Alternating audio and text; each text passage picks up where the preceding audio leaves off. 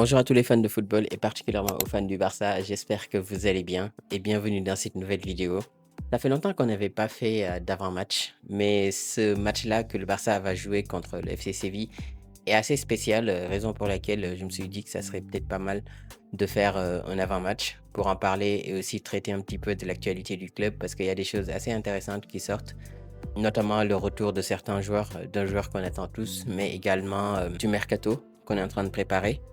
Bienvenue dans cette nouvelle vidéo et bienvenue également dans la chaîne. Donc, si vous me rejoignez dans cette aventure, vraiment merci beaucoup. Merci, la chaîne s'agrandit de mieux en mieux et de plus en plus. On va également essayer d'améliorer la qualité de l'audio, la qualité sonore, mais également peut-être un jour faire apparaître mon visage. Dans tous les cas, bienvenue à tous. Avant de parler de ce match, on va parler un petit peu de l'actualité du Barça, donc notamment du retour de Gavi. Apparemment, on a appris selon Mundo Deportivo que le retour de Gavi est imminent et le match contre Séville est envisagé comme une date possible pour son retour, même si la décision finale dépendra de Hansi Flick. En tout cas, moi, je suis hyper content d'apprendre cette nouvelle parce que, voilà, Gavi, en fait, on a l'habitude de dire que c'est l'âme du Barça. On a l'habitude de dire que c'est un combattant qui amène tout le monde dans son sillage. Flick le kiffe énormément et quand il est là, ça ne peut apporter que de la profondeur de banc. Et le fait de l'avoir dans un moment aussi charnière de la saison est vraiment une très très bonne chose. Dans le sens où actuellement le Barça traverse des moments un peu compliqués. Même si on gagne, on sait que le banc n'est pas très fourni. Et donc avoir un Gavi de retour, même si c'est que à 60% de ses capacités ou 50% de ses capacités, ça sera plus qu'intéressant. Tu pourras le faire entrer dans la rotation selon les matchs et faire reposer certains cadres de ton équipe, hein. Même si il fait partie des cadres, mais voilà quoi, vous avez compris ce que je voulais dire. Faire reposer certaines personnes comme Pedri, comme Olmo ou Fermin et faire entrer Gavi, c'est plus que intéressant, sachant que tu n'as pas De Jong, donc le fait de l'avoir, lui qui est de retour, vraiment c'est une très très bonne chose. Et surtout Gavi, en fait, on connaît sa mentalité, on connaît son état d'esprit, on connaît sa combativité. Donc le fait de l'avoir dans des matchs compliqués, ça peut apporter que du plaisir à nous les supporters du Barça, mais également au vestiaire. Tout le monde le kiffe, hein, Gavi, vraiment tout le monde le kiffe. Bon, mis à part les autres mecs là de l'autre côté. Mais bon, eux, je pense pas qu'ils aiment beaucoup de joueurs du Barça. Et surtout, ils détestent un peu Gavi parce que c'est la mentalité en fait qui leur plaise pas. Mais bon, voilà, tant pis pour eux. En tout cas, l'avoir de retour contre Séville, ça me semble quand même un petit peu précipité parce qu'il revient d'une rechute de blessure. Donc, on se souvient il a eu une rupture des ligaments croisés et derrière, on a précipité son retour et sa blessure s'est aggravée. Donc, j'espère que Flick prendra en compte le fait que il a rechuté et qu'il ne le précipite pas. En tout cas, connaissant Flick et connaissant son côté très très attentionné, je pense qu'il va pas le précipiter, il va prendre le moins de risques possible pour lui. En tout cas, très content du retour de Gavi. L'autre actualité du club, c'est le fait que le Barça tente en fait de signer Marcus Rashford. Donc on a appris toujours selon Mundo Deportivo que tout est en bonne voie pour la signature définitive de Marcus Rashford, mais que le club espère qu'il donnera le meilleur de lui-même lors des prochains matchs décisifs. Moi, en fait, c'est ça qui me dérange avec Rashford, c'est que sur un match, en fait, il est capable de te prendre une masterclass exceptionnelle et sur un autre match, il est capable de foirer complètement. Il y a aussi le côté athlétique, le côté mental en fait qui me déplaît beaucoup chez Rashford. En fait, je remets pas en doute son talent, hein. Marcus Rashford, il a beaucoup de talent. Il est exceptionnel comme joueur, mais je suis pas sûr qu'il soit adapté au style du Barça. Parce que lui, en fait, quand on le connaît bien, on sait que son point fort, c'est les courses. Son point fort, c'est de faire des dribbles et de tirer depuis l'extérieur de la surface. Le Barça en a besoin, ça c'est sûr, mais le Barça a également besoin d'avoir des joueurs qui savent combiner, des joueurs qui savent éliminer sur le côté. Et Rashford, en fait, dès que il n'est pas capable de te prendre en vitesse, c'est très très rare qu'il puisse éliminer son adversaire direct. Donc je doute que ça soit un joueur qui est adapté pour le Barça. Mais bon, de toute façon, le Barça a l'air de le kiffer. Flick a l'air de l'aimer bien. Pareil aussi, Deco a l'air convaincu qu'il arrivera à s'imposer. Donc bon, on va faire confiance. Mais bon, moi, je suis pas sûr que ça soit la recrue qu'il faut au Barça. Sachant que sur l'aspect défensif aussi, il a beaucoup de lacunes. On se souvient du premier match contre Newcastle où il a été totalement inexistant en phase défensive. Baldé était tout le temps en train de faire des courses de 5, 7, 10 mètres derrière pour attraper ses bourdes, alors que lui, en fait, il venait jamais couvrir. Donc c'est compliqué hein, de l'avoir dans un Barça qui défend de cette manière-là. C'est compliqué de l'avoir dans un Barça qui prend autant de risques en défense. Donc je suis pas sûr que recruter Rashford soit une bonne solution.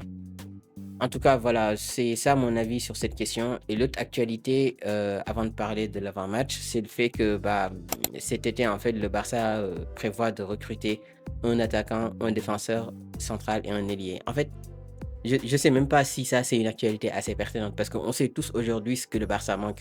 On sait tous aujourd'hui que le Barça manque de profondeur de banc déjà, mais également la défense, elle est extrêmement fébrile.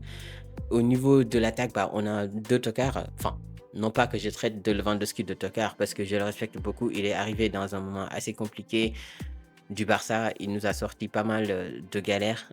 Il nous a aidé à nous relever en fait finalement parce que quand le Barça était dans le mal complet, personne ne voulait venir au Barça.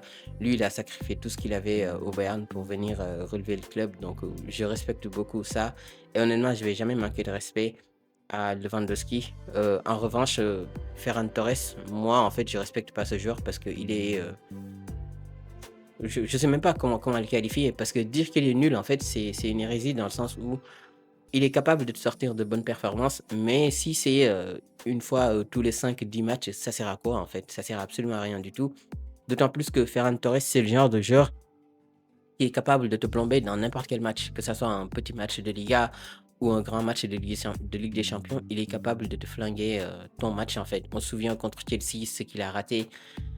Sous Xavi aussi, lors d'un match d'Europa League, on se souvient que c'était contre Naples, je sais plus c'était contre qui, il avait tellement raté des occasions à la fin du match, il a pleuré en fait. Et du coup, ce jour-là, tu peux pas partir en guerre avec lui. Je suis désolé, mais Ferran Torres, en fait, apparemment, il y a Marseille qui aimerait faire un échange contre Greenwood et Ferran Torres. Je vais pas prendre, hein. Franchement, je préfère garder Ferran Torres.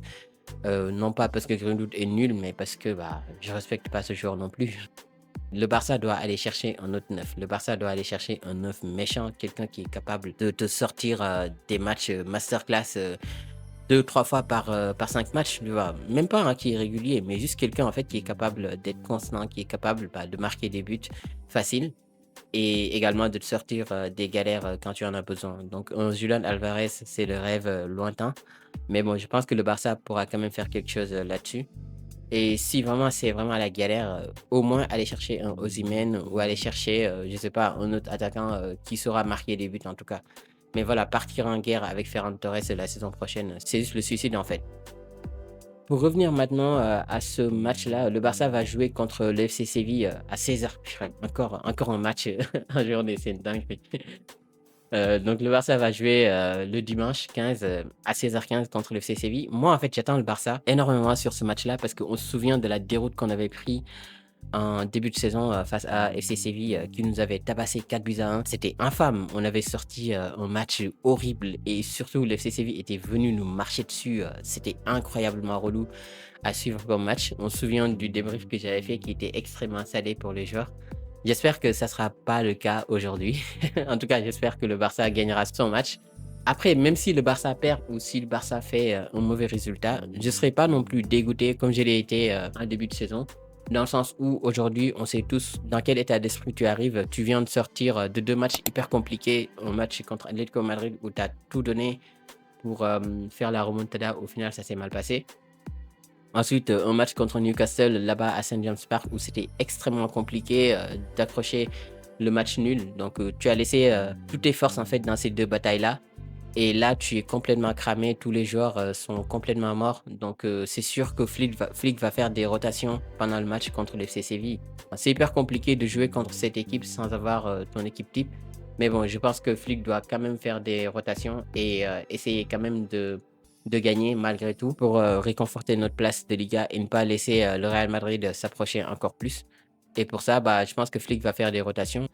Moi, ce que j'attends en fait, c'est d'avoir un Barça qui maintient le nombre de matchs pas perdus à domicile. Actuellement, le Barça est sur 11 ou 12 matchs consécutifs sans défaite au Camp Nou. Donc, je tiens à ce que le Barça continue cette série-là. Et quoi de mieux que de battre le FC Séville qui nous avait mis mal à l'aller dans ce stade. Je m'attends également à avoir un Xavi Espart qui soit titulaire à la place de Cancelo. Et Eric Garcia aussi est de retour dans le 11, donc ça serait top de l'avoir aussi pour qu'il prenne un peu de rythme et également rentrer dans la rotation et être prêt contre Newcastle parce qu'il avait raté le match contre Atletico. Il avait également raté le match contre Newcastle, donc il est plutôt en forme lui. Je m'attends également à avoir Lamine Yamal sur le banc. Lamine Yamal, je ne veux pas le voir, je ne veux pas du tout le voir et du coup, je veux pas que ça se passe exactement comme ça s'est passé la dernière fois, c'est-à-dire que le Barça était obligé de remettre ses titulaires pour essayer de gagner. Je sais plus c'était contre qui. Donc c'est compliqué en fait si tes remplaçants ne font pas le nécessaire et que tu sois obligé de remettre ton 11 titulaire pour gagner. Mais voilà, donc je m'attends à ce que le Barça fasse quand même le travail et de sorte à ce qu'on n'ait pas besoin de voir des Rafinha ou des Pedri ou des Lamine Yamal qui rentrent en jeu pour essayer de nous sortir de la galère. Rashford aussi sera titulaire, donc ça sera le moment de montrer qu'il mérite que le Barça l'achète. Moi, en tout cas, je serai hyper observateur par rapport à sa performance qu'il va nous sortir ce week-end. On verra bien ce qu'il sera capable de faire. Et Ferran Torres aussi devrait être dans le 11 parce que je pense que Flick va devoir titulariser Lewandowski qui a fait un match plutôt correct la dernière fois contre Newcastle. Donc je pense que Flick voudra remettre le même 11. Et en défense centrale, malheureusement, tu ne peux rien faire de plus. Tu as Gérard Martin et Kobarsi qui ont joué beaucoup de matchs ensemble. Et je crois que le Barça n'a pas perdu quand c'est les deux-là qui sont alignés ensemble. Mais bon, je pense que le Barça pourra rien faire de plus. Peut-être mis à part mettre Kobarsi sur le banc pour le reposer un petit peu et faire jouer Araujo. Il faut voir aussi lui ce qu'il nous fera derrière. Et Pedri aussi remplaçant, bien évidemment. Et mettre Casado à sa place. Casado qui a eu beaucoup de mal la dernière fois. J'espère qu'aujourd'hui, il arrivera quand même à lever la tête et essayer de nous sortir une performance plutôt correcte. Bargy aussi qui sera titulaire à la place de Lamine Yamal. Donc moi, je vois cette compo-là et je pense que le Barça pourra faire quelque chose avec. Le Barça pourra gagner ce match-là contre le C Séville et du coup remettre la pression sur le Real Madrid. En tout cas, si vous m'avez suivi jusqu'ici, merci beaucoup. Abonnez-vous, partagez la vidéo. Dites-moi un peu ce que vous pensez de ce match-là. Moi, je vois le Barça gagner 2-0. Donc on verra bien ce que ça donnera. Et vive le football et vive le Barça.